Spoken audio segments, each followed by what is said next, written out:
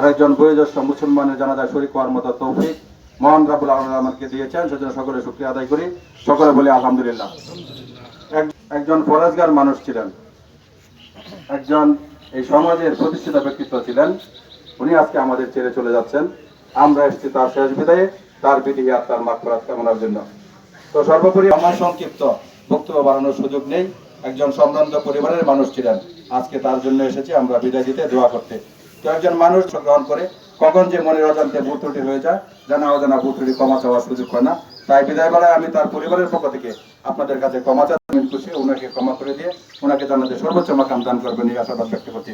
সর্বোপরি উনি আমাদের বাংলাদেশ জাতীয়তাবাদী দলের সাবেক সভাপতি লুৎফুল্লাহ আল মাজেদ বাবু সাহেবের ফুফা আত্মীয় ছিলেন, ফুফা ছিলেন।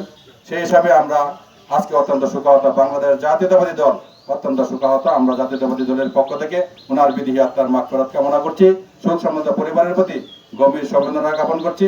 আল্লাহ যেন ওনাকে বেহেশত নসিব করেন এই আশাবাদ ব্যক্ত করে যারা কষ্ট করে বিভিন্ন ওনার পরিবারের পক্ষ থেকে আন্তরিক কৃতজ্ঞতা জানিয়ে সকলে সুস্বাস্থ্য এবং দীর্ঘায়ু কামনা করে আমার কথা শেষ করছি। আসসালামু আলাইকুম ওয়া রাহমাতুল্লাহি ওয়া বারাকাতুহু।